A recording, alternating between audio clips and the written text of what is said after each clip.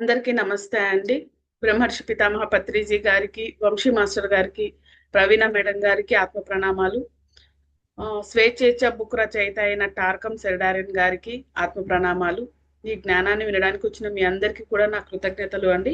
ఈరోజు స్వేచ్ఛేచ్ఛ బుక్ లో 5th chapter శిష్యుడు మరియు ఆత్మవంచన. ఈ చాప్టర్ ఈరోజు చదువుకోబోతున్నాం ఫ్రెండ్స్. అభివృద్ధి చెందుతున్న శిష్యుని లక్ష్యాలలో ఒకటి స్వీయ వంచన ధోరణిని ఆపివేయడం. స్వీయ వంచన అనే ధోరణి ఆపేయాలి. ఆపివేయడం ఉమ్. తనను తాను మోసం చేసుకోవడాన్ని ఆస్వాదించేవారు శిష్యులు కాలేరు. ఎవరిని వాళ్ళు మోసం చేసుకోరు. స్వీయ వంచన అత్యంత ప్రమాదకర విషయం. అది చైతన్యాన్ని వక్రీకరించి ఉన్నత తలాల ఉన్నత తలాలు చేరుకోకుండా బలహీనపరుస్తుంది. అంతే కదా, స్వీయ వంచన. నన్ను నేను మోసం చేసుకున్నాను, మరి నాలో ఈ మిస్టేక్ ఉంది. మిస్టేక్ ఉన్నా సరే నాదేవి నాలో అట్లాంటి మిస్టేక్ ఉండదు, నాలో అలా లోపం ఉండదు అని చెప్పి అలా చెప్పడం ద్వారా మనల్ని మనం వంచుకున్నట్టే కదా. ముందు చెప్పుకున్నట్లు మన ఎదుగుదల మీద మనమే అడ్డం వేసుకున్న వాళ్ళం అవుతాం. ఇప్పుడు స్వీయ వంచన ఎక్కువగా ప్రబలిన వ్యాధి. అది దాదాపు అంటువ్యాధి వలె తయారయ్యింది. ఓకే. బయట లోన అనేక పరిస్థితులు ఒత్తిడి వల్ల, కొన్నిసార్లు దురాభిమానాల వల్ల ప్రతి ఒక్కరూ కనీసం ఒక్కసారైనా తనని తాను వంచుకొని ఆనందించే ప్రయత్నం చేస్తున్నారు. తనని తాను వంచుకోవటం వల్ల ఆనందిస్తున్నారు. ఆనందిస్తున్నారు. ఇది ఎక్కువైపోయింది ఇప్పుడు. స్వీయ వంచన మన శరీరంపై, మన మనస్తత్వంపై, మన బంధాలపై, మొత్తంగా మన జీవితంపై ఎంతో దుష్ప్రభావాన్ని చూపిస్తుంది. మొత్తానికి ఎఫెక్ట్ అనేది ఉంటది స్వీయ వంచన ద్వారా మనస్సుపై, మనస్తత్వంపై, శరీరంపై, బంధాలపై, మన జీవితంపై ఎంతో దుష్ప్రభావాన్ని చూపిస్తుంది. స్వీయ వంచనను జయించగలిగిన వారు లేదా తగ్గించుకోగలిగిన వారు జీవిత విజేతలవుతారు. అంటే ఎప్పుడైతే తగ్గించుకుంటారో వాళ్ళు ఇంకా ఉన్నతంగా ఎదిగి విజయాన్ని సాధిస్తారు. ఆ స్వీయ వంచన అనేది ఎవరిని వాళ్ళు మోసం చేసుకోవడము ఎక్కువైపోయింది. దాన్ని దాటాలి అని చెప్తున్నారు. అంటే ఏదో ఒక గుర్తింపు కోసమో దేనికోసమో మనల్ని మనం వంచుకుంటాం. అలా కూడా వంచుకోవద్దు అని చెప్తున్నారు. స్వీయ వారు సుదీర్ఘ కాలం ఆనందంగా జీవిస్తారు. అంటే విజేతలైన వారు సుదీర్ఘ కాలం ఆనందంగా జీవిస్తారు. అంటే స్వీయ వంచన లేనప్పుడు విజయం అనేది రాబడుతుంది కాబట్టి వాళ్ళు ఎక్కువ కాలం జీవించగలరు. అయితే స్వీయ వంచన వల్ల ఉన్నతంగా ఎదగడం అనేది ఉండదు. అందువల్ల ఎక్కువ కాలం జీవించడం అనేది ఉండదు. ఎందుకని? ఉన్నతంగా ఎదగకపోవటం వల్ల, వాళ్ళని వంచుకోవటం ద్వారా, వాళ్ళని వాళ్ళు మార్చుకోకపోవడం వల్ల వాళ్ళలో ఎదుగుదల కోల్పోతారు. ఎప్పుడైతే ఎదుగుదల కోల్పోతూ ఉంటారో వాళ్ళు ఎక్కువ కాలం జీవించలేరు. అయితే తమ బంధాలలోను, జీవితాలలోను స్వీయ వంచనను సాధించే వారి నుంచి వీరు గొప్ప నిరోధం, ఒత్తిడి ఎదుర్కోవలసి ఉంటుంది. స్వీయ వంచన అనేది మిమ్మల్ని మీరు విడదీసుకునే చర్య. అది మనల్ని మనమే విడదీసుకుంటున్నాం. ఎవరో వచ్చి విడదీయడంలో స్వీయ వంచన ద్వారా. అంటే మన ఎదుగుదల మీద మనమే అడ్డం వేసుకుంటున్నాం. మీ ప్రకృతిలో చీలికలు సృష్టించుకోవటం, విడువడిన వ్యక్తిత్వాలు స్వీయ వంచన ఫలితమే. మీ ప్రకృతిలో చీలికలను సృష్టించుకోవడం, విడువడిన వ్యక్తిత్వాలు స్వీయ వంచన ఫలితాలే. అంతే. స్వీయ వంచన రక్షణ వ్యవస్థను, ఆరాను బలహీనపరిచి దానిలో బీటలు ఏర్పరుస్తుంది కనుక ముట్టడిని ఆహ్వానిస్తుంది. అంటే ఇప్పుడు ఎక్కడైనా ఒకసారి ఒక్కొక్కసారి గొడవ జరిగింది. ఆ గొడవలో మనది తప్పు ఉన్నప్పటికీ ఎదుటివాడి మీద తప్పు ఉందని చెప్పి ఆ తప్పును వాళ్ళ మీద వేసాం. అప్పుడు మనల్ని మనం వంచన చేసుకున్నట్టేగా. ఉమ్. అలాగా మన ఆరా మారిపోతుంది. మనం ఎదుగుదల కోల్పోతాం. మనకి ఎక్కువ కాలం అంటే జీవితం కూడా ఉండదు అంటే వీటి వల్ల. అనారోగ్యంగా ఉండి జీవితం కూడా అవునైతే ఎక్కువ కాలం ఆ, అది మనలో ఉన్న లోపాన్ని మనం ముందు ఎతకాలి. మనిషి యొక్క శక్తి అతని ఐక్యత, సమగ్రత, సమతుల్యతలలో ఉంటుంది. ఉమ్. అంటే ఐ- మనిషి యొక్క శక్తి ఏ ఏమేంటివి? ఐక్యత, ఐక్యత, సమగ్రత, సమతుల్యత వాటిలో ఉంటుంది. సమతుల్యత, బ్యాలెన్స్ లో ఉండాలి. ఆ సమతుల్యత లేకపోతే శక్తి కోల్పోతాం. ఐక్యతలో లేకపోయినా శక్తి కోల్పోతాం. సమగ్రతలో లేకపోయినా శక్తి కోల్పోతాం. అంటే ఆ మూడింటిలోనూ ఆ శక్తిని కోల్పోకుండా మనల్ని మనం కాపాడుకోవాలి. అవును, ఐక్యతతో ఉన్నప్పుడు అంతా నేనై ఉన్నాను అనే భావన వస్తుంది కదా. అప్పుడు అనిపిస్తుంది, ఓ, తిట్టేవాడు పొగిడేవాడు అంతా నేనే కదా, ఇంకా నాకేంటి అని. ఆ ఏకత్వంలోకి వచ్చినప్పుడు ప్రతి ఒక్కరి హృదయంతో మనం కనెక్ట్ అయి ఉంటాం. ఆ ఐక్యత ఉండాలి, సమగ్రత ఉండాలి, సమతుల్యత ఉండాలి. ఏమీ మిస్ అవ్వకూడదు. ఇవి కానీ మిస్ అయ్యాయంటే మన శక్తిని మనం కోల్పోవడం తప్పకుండా జరుగుతుంది. అంతే కదా. ఇప్పుడు సమతుల్యత లేదు, ఆ బ్యాలెన్స్ స్టేట్ లేదు. అప్పుడు ప్రతి విషయానికి మనలో ఎమోషన్ ఎక్కువైపోతూ ఉంటది, రియాక్షన్ ఎక్కువైపోతూ ఉంటది, అన్ని జరుగుతూ ఉంటాయి కదా. అప్పుడు శక్తి కోల్పోతామా లేదా? అలాగా. ఐక్యత నియమం కింద మనిషి జీవించి శక్తి పొందుతాడు. ఉమ్. నిజానికి పురోభివృద్ధి అంతా ఏకీకరణ కోసం స్థిరంగా, క్రమంగా చేసే కృషి. అది ఏకత్వం కోసమే చేసే పని ఇదంతా. ముందుగా మన వ్యక్తిత్వ వాహనాలలో ఏకీకరణ కావాలి.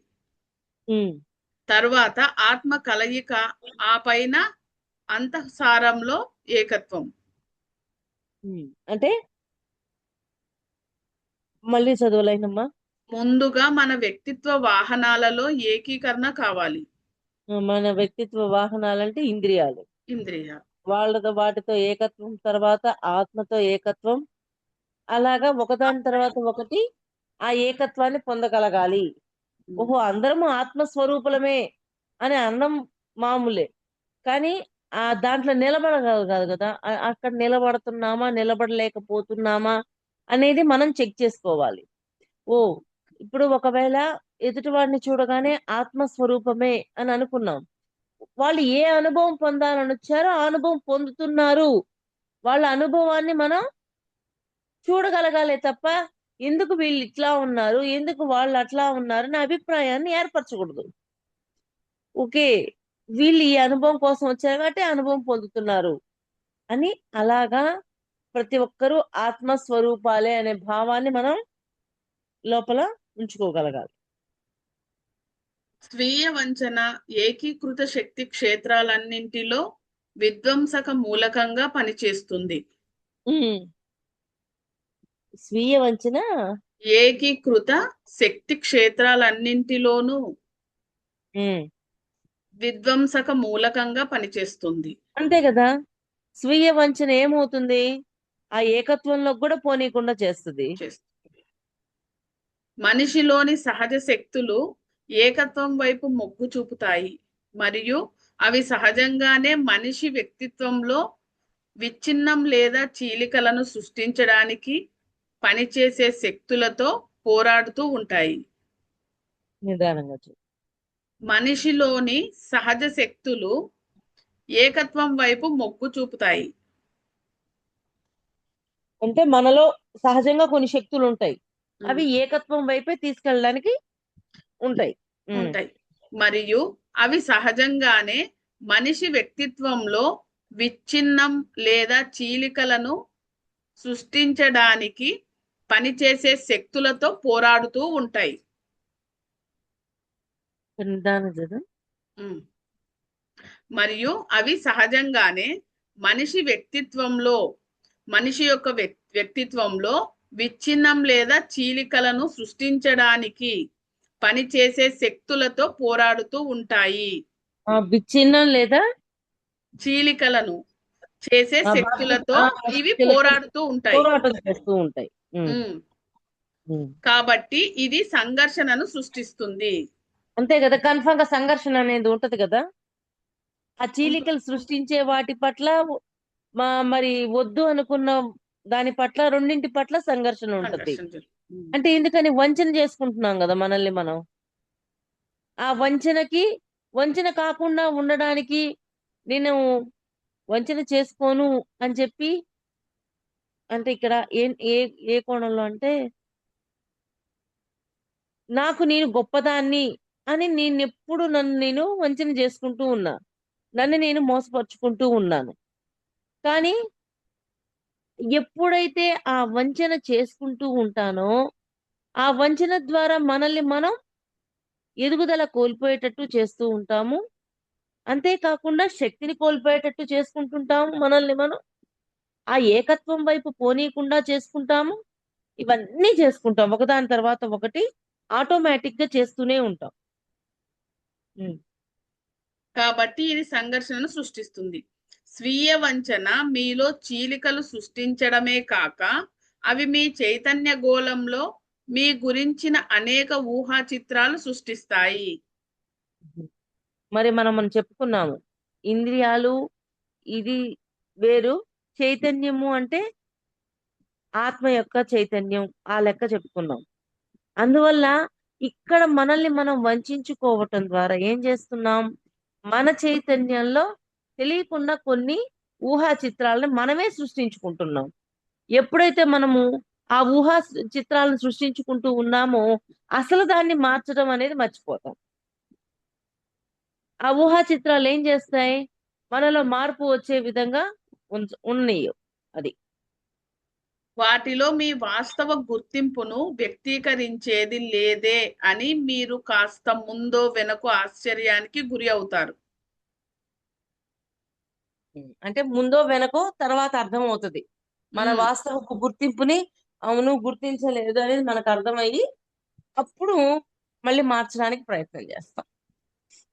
మీ లోపలి ఊహా చిత్రాలు పెరిగే కొద్దీ మీరు పూర్తిగా సందిగ్ధంలో పడిపోతారు.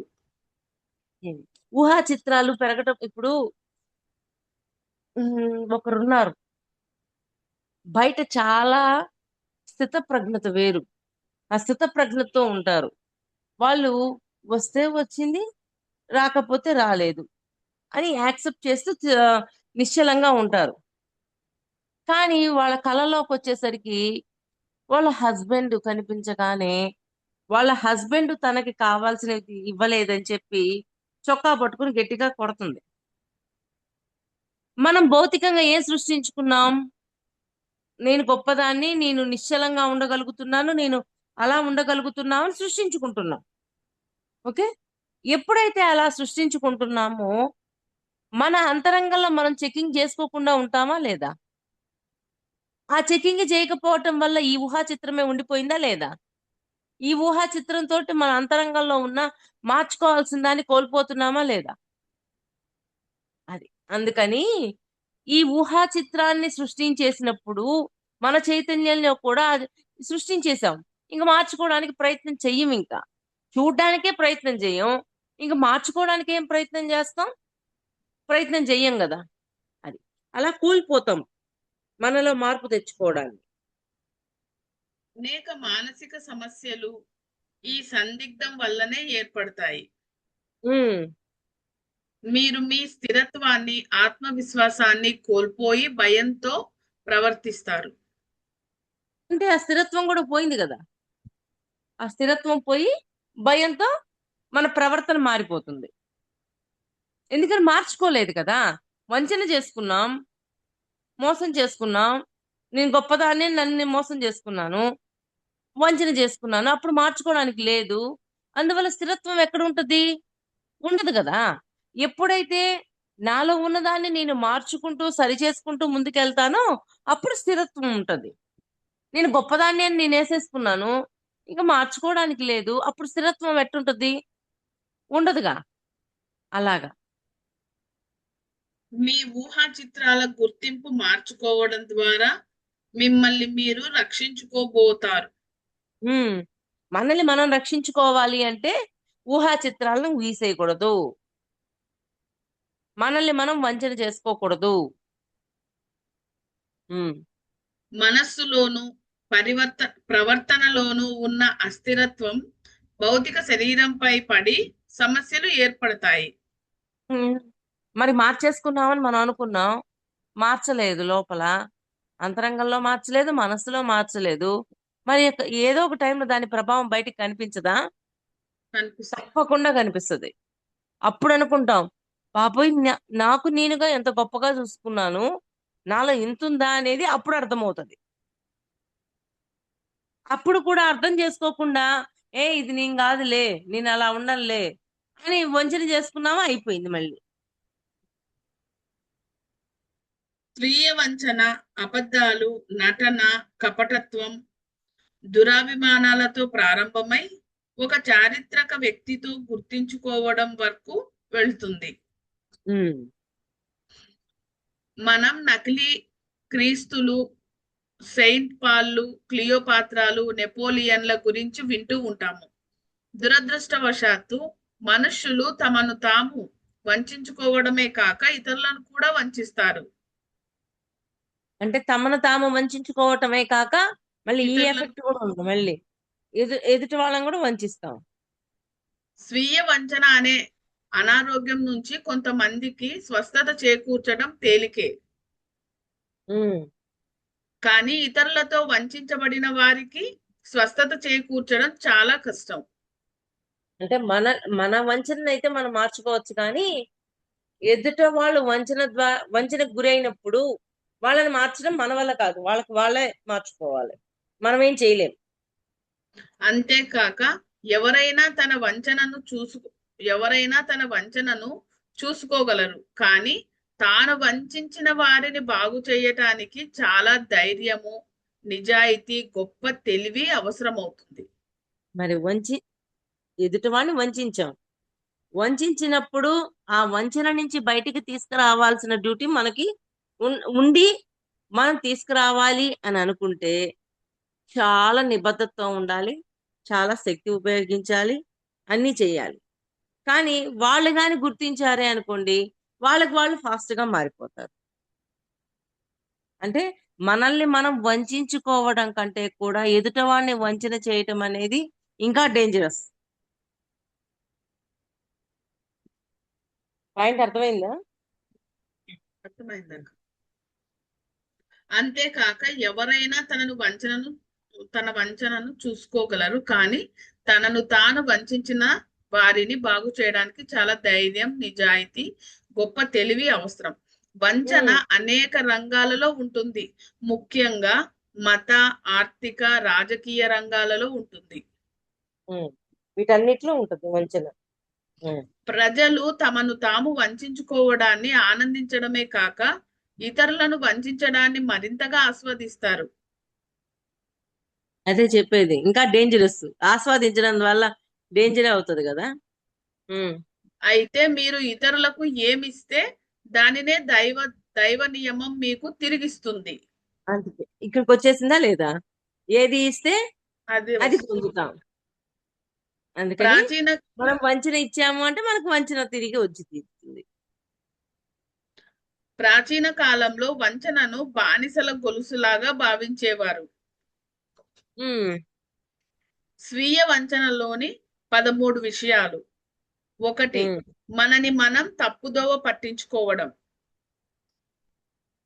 మనల్ని స్వీయ మనం వంచన. ఓకే. స్వీయ వంచనలో 11 లక్షణాలు. హ్మ్. ఉమ్, మొదటి మొదటి లక్షణం మనల్ని మనం తప్పుదోవ పట్టించుకోవడం. ఎందుకని అందులో మనల్ని మనం తప్పుదోవ పట్టించుకోవడం? ఇప్పుడు అందులో కొంతమంది కొన్ని పాయింట్లు కొంతమంది అంటారు. ఓకే. ఓకే. చదువైతే. హ్మ్. మనల్ని మనం తప్పుదోవ పట్టించుకోవడం మొదటి పాయింట్ అక్క. అందులో హ్మ్. మరి ఏబీలు కూడా ఉన్నాయి. ఏ, మనం మన శరీరాలకు సరికాని పనులు చేస్తాము. హ్మ్.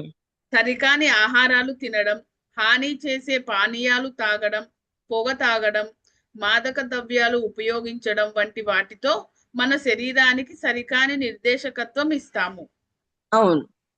ఉమ్, బి, మన ఊహలు ప్రతికూల లేదా ప్రతీకార ధోరణులతో మన హృదయాన్ని సరికాని నిర్దేశ హృదయానికి సరికాని నిర్దేశకత్వం ఇస్తాము. ప్రతికాని ఏంటి? ని- మన ఊహలు ప్రతికూల ఉమ్, లేదా ప్రతీకార ధోరణులతో మన హృదయానికి సరికాని నిర్దేశకత్వం చేస్తాము.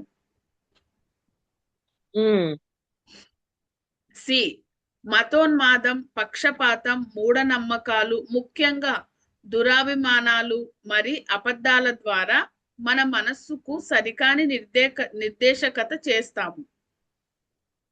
ఓకే, మళ్ళీ చదువు పాయింట్.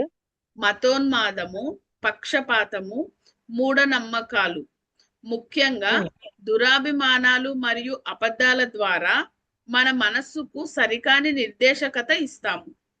అంతే. అనేక సార్లు ప్రాణాపాయ స్థితిలోకి వెళ్ళి తిరిగి బతకటం అనేది మీ శరీరానికి సరికాని సూచనలు ఇస్తున్నారు అన్న సంకేతాన్ని ఇచ్చిన పదే పదే ఆ విధంగానే చేయడం ఆసక్తికరము. ఈ పాయింట్ నాకు మళ్ళీ చదువు. అనేక సార్లు ప్రాణాపాయ స్థితిలోకి వెళ్ళి తిరిగి బతకటం అనేది మీ శరీరానికి సరికాని సూచనలు ఇస్తున్నారు.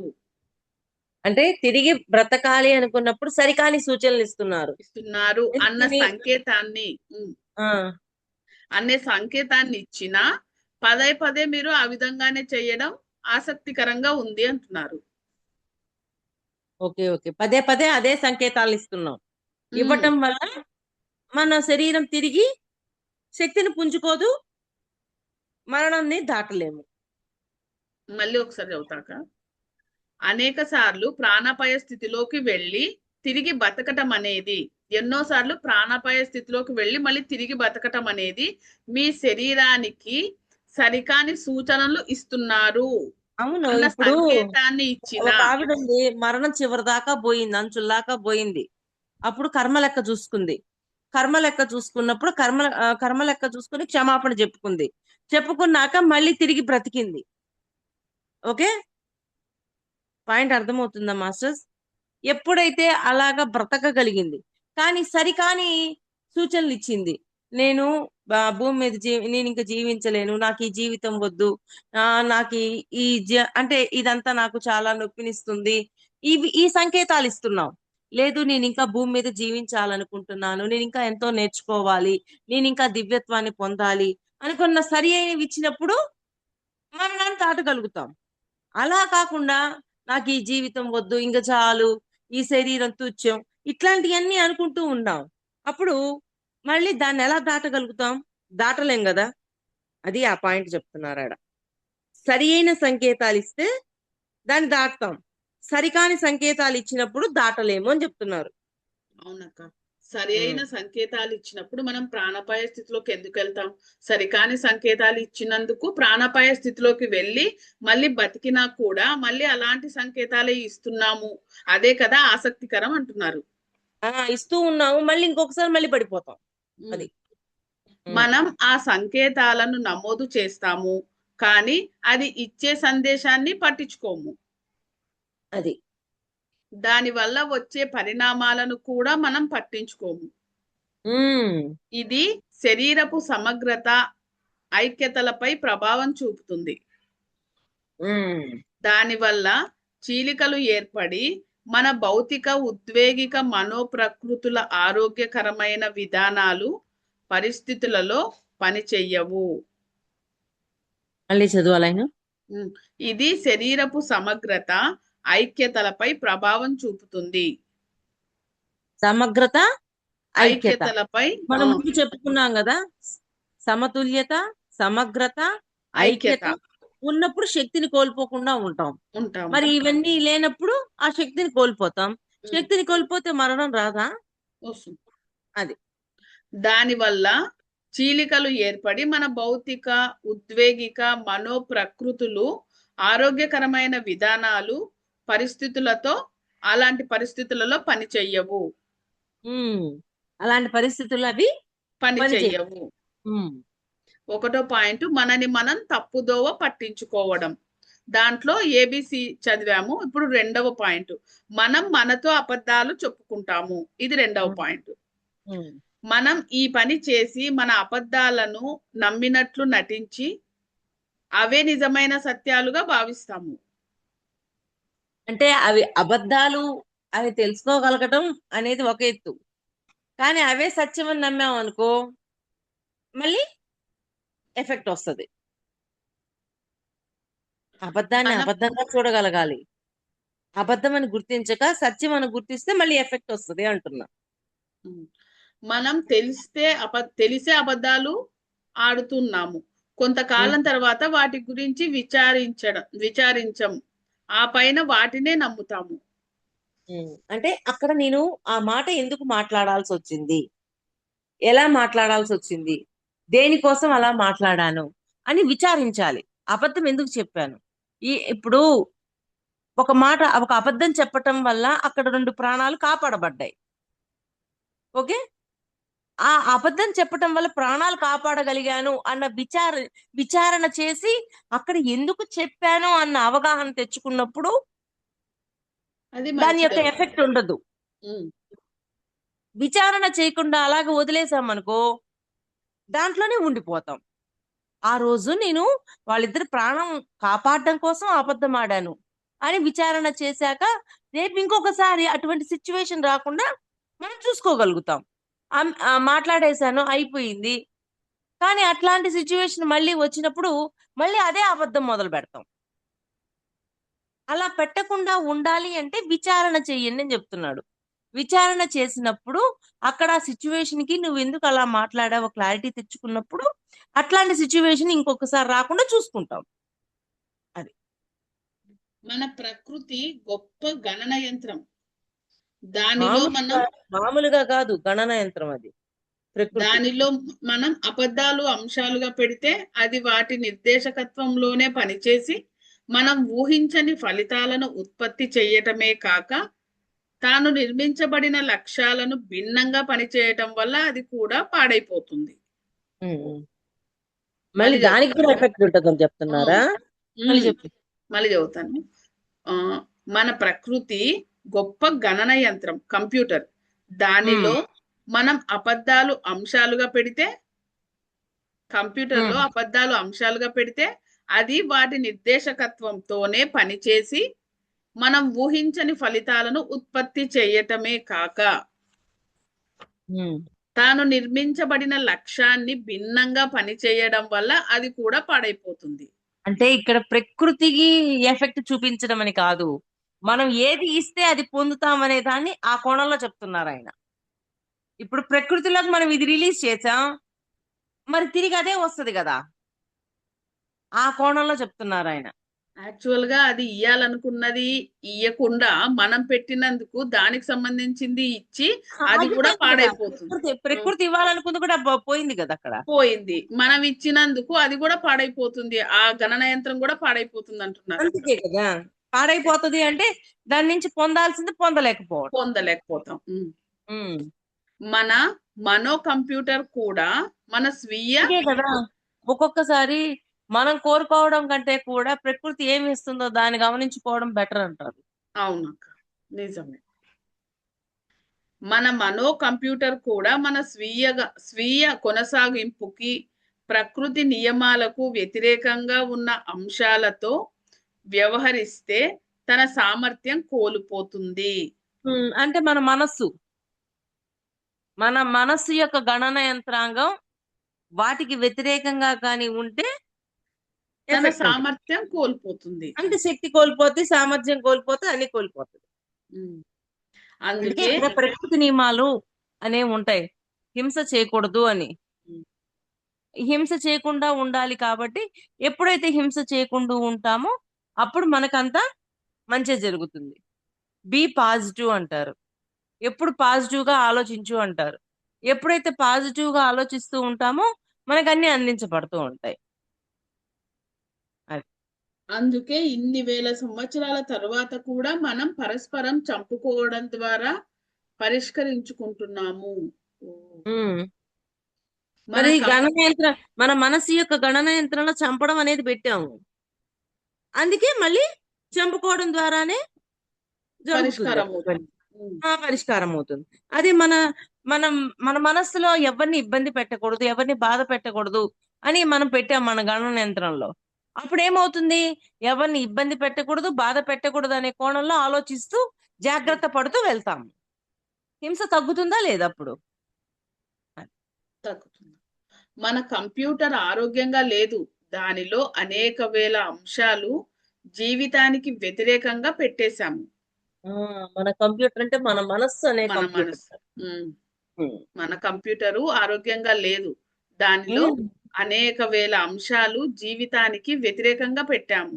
వాటి అంతే. నుంచి భిన్నమైన ఉమ్. ఫలితాలను ఎలా ఆశించగలము? అది భిన్నమైన అంటే పెట్టింది ఫలితాలను ఇవే వచ్చేవి పె- అయ్యే వస్తాయి కానీ ఆ, వేరే రమ్మకి ఎట్టొస్తాయి. మంచివి ఎక్కడొస్తాయి? పెట్టింది అట్లాంటివి. ఉమ్, ఏది ఇస్తే అది పొందుతా ఉంటాము. పొందుతాం. మన ఉమ్, మనసులో ఇది పెట్టాము, అదే ఇస్తుంటాము, మరి వచ్చేది కూడా అదే వస్తుంది కదా. ఉమ్. మన కంప్యూటర్లో అసత్యాలను నింపటం వలన దాని అబద్ధాలనే మనం నిజాలుగా ఒప్పుకుంటాము. ఎందుకు నిజాలుగా ఒప్పుకుంటాం? మన మనస్సులోనే గణనయంత్రంలో అయ్యే నిజాలు కాబట్టి. ఉమ్. అందుకే అవే స్వీయ వంచన, అబద్ధాలు, విషాదాంతాలుగా పరిణమిస్తున్నాయి. ఉమ్, అంతే కదా. ఇప్పుడు అయ్యే కదా స్వీయ వంచన. పర్వాలేదు, మాంసం తిన్నా పర్వాలేదు అని అంటారు కదా. మనల్ని మనం బుజ్జగించుకోవడం. ఆహా. మనల్ని మనం వంచన చేసుకోవటం. ఉమ్, మాంసం తింటే విటమిన్, ఓకే, తినడం మంచిదే, విటమిన్ కదా అని ఒకటి పెట్టేశాం మన మనస్సులో. ఇంకా ఆటోమేటిక్ అదే రన్ అవుతుంది కదా. అవును. ఎట్టి పరిస్థితిలోనూ అని జీవిని చంపకూడదు. ఆ జీవిని ఆ జీవి యొక్క లైఫ్ సైకిల్ ని మనం ఆపకూడదు. మనం కూడా జంతు జన్మల నుంచి మానవ జన్మల్లోకి వచ్చాము అని స్ట్రాంగ్ గా మన గణన యంత్రంలో పెట్టాము. అప్పుడు ప్రకృతి కూడా మనకు సహకరిస్తుంది. ఇప్పుడు ఆ ఒక చోటకి వెళ్ళాము. ఒకరికి ఒక చోటకి వెళ్ళారు. వెళ్ళి వాళ్ళు ఒకటి సూప్ లాంటిది ఏదో ఆర్డర్ చెప్పారు. చెప్తూ ఉంటే అది తాగాలని స్పూన్ లోపలికి పెడుతున్నా గానీ ఇదేదో నాన్ వెజ్, ఇది ఏదో నాన్ వెజ్ అని లోపల ఇంటిమేషన్ వస్తుంది. అదే వాళ్ళ గణన యంత్రంలో మాంసం కూడా తినొచ్చు అనే ఉందనుకో, అది వచ్చినా లపలప తినేస్తాం, ఇంకేం లేదు అక్కడ. అంటే ఆ ఇన్స్ట్రుమెంట్ పనిచేస్తుంది. ఓకే, నువ్వు ఇప్పుడు తింటుంది హింసతో కూడింది మా జంతువు యొక్క మాంసం, దీన్ని తినద్దు అని అది మనకి ఇండికేషన్ ఇస్తూ ఉంటది. అదే ఆ ఇండికేషన్ మనలో లేదు, అప్పుడు ఆటోమేటిక్ గా తింటాం. అది ఎవరిని బాధ పెట్టకూడదు, ఇబ్బంది పెట్టకూడదు అనే ఒక దాన్ని మన లోపల ఉంచేసాం మన మనస్సులో. అప్పుడు ఆటోమేటిక్ గా బాధ పెట్టకుండా, ఇబ్బంది పెట్టకుండా మన ప్రవర్తన అక్కడ జాగ్రత్త పడుతూ ఉంటాం. అది. మనం మనతో అబద్ధాలు ఆడటం మనస్సుకు భయంకరంగా ఉంటుంది. ఉమ్, మనస్సులో ఎంతో అస్తవ్యస్తత ఏర్పడుతుంది. అంతే. అనేక విషయాలు ఒకదానితో ఒకటి కలుగజేసుకుంటాయి. ఈ అంతే విధంగా కదా. ఉమ్, ఉమ్, ఈ విధంగా కలుగజేసుకోవటం వలన మనం మన జీవిత సత్యాలలో చాలా వాటిని పరిష్కరించలేక సందిగ్ధతకు, ఓటమికి గురి అవుతాము. అంతేగా, సందిగ్ధత వస్తుంది.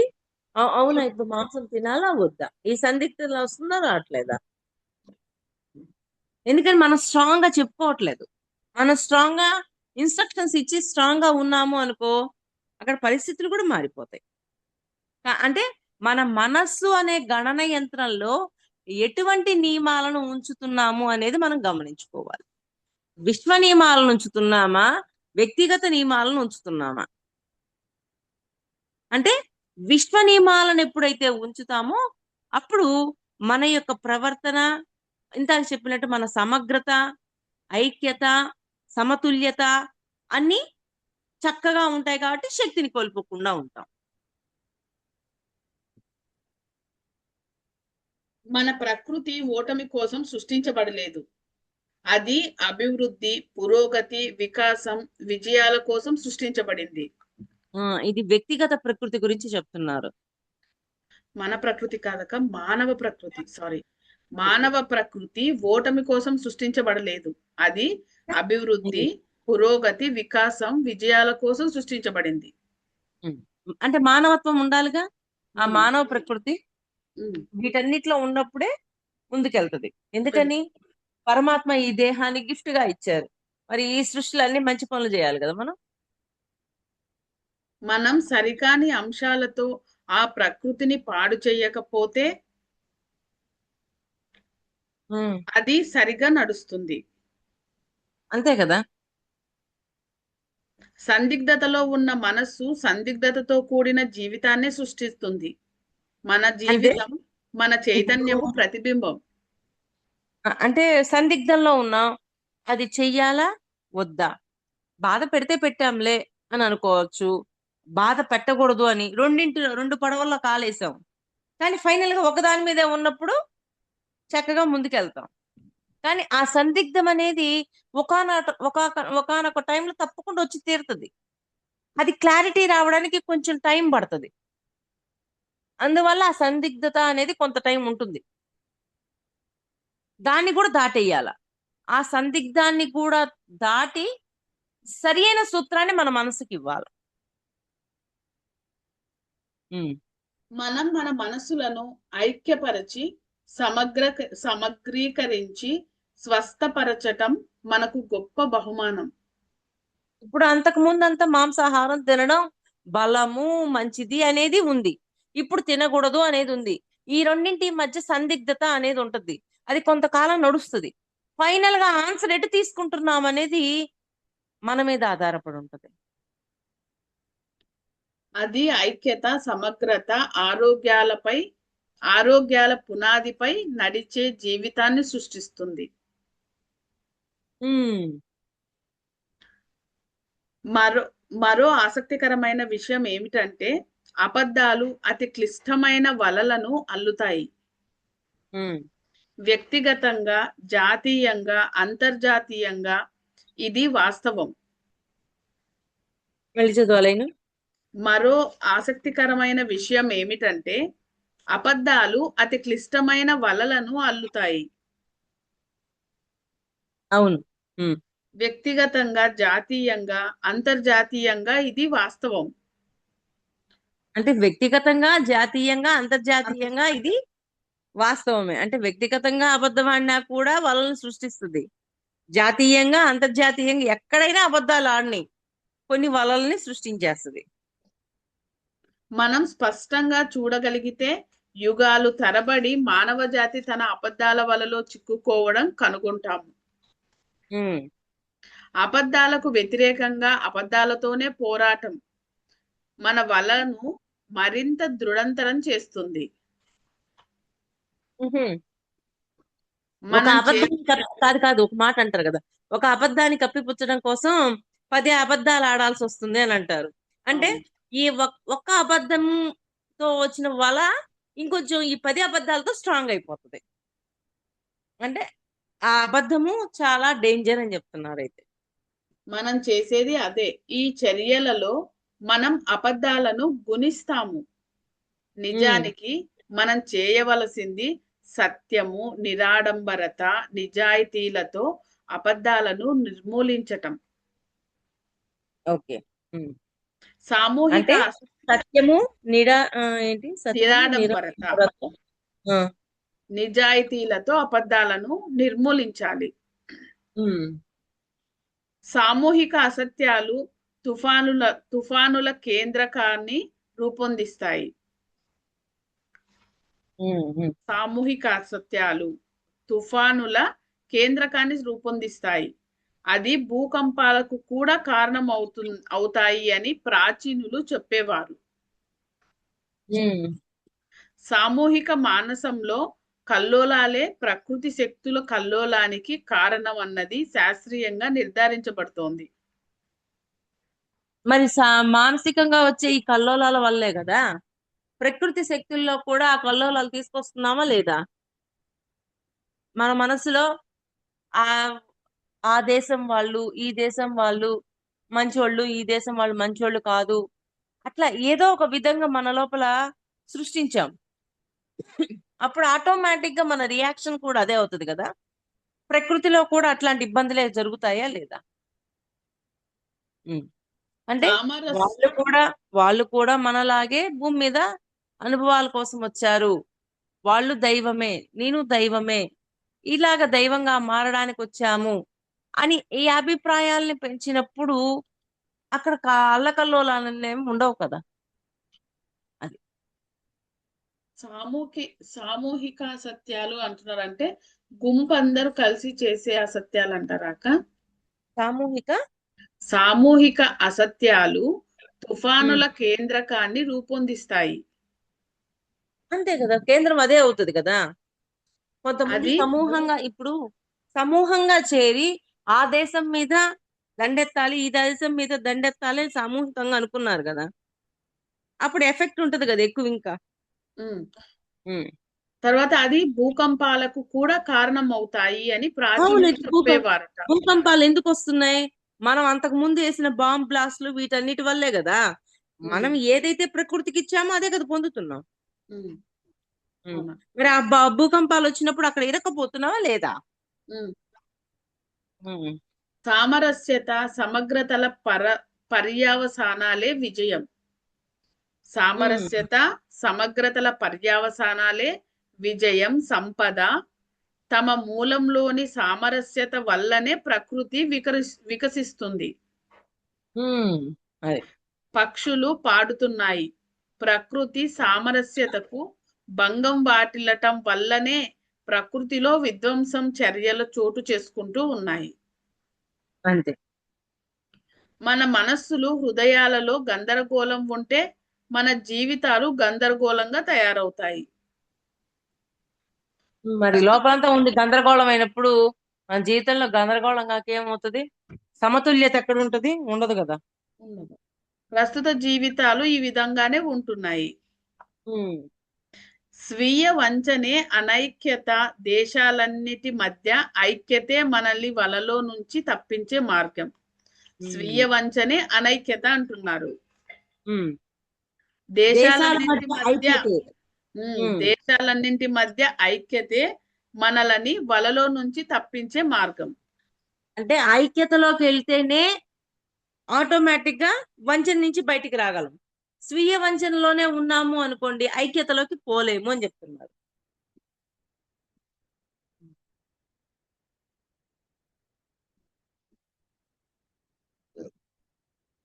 అక్క ఒక్క నిమిషం. Pause లో పెట్టు.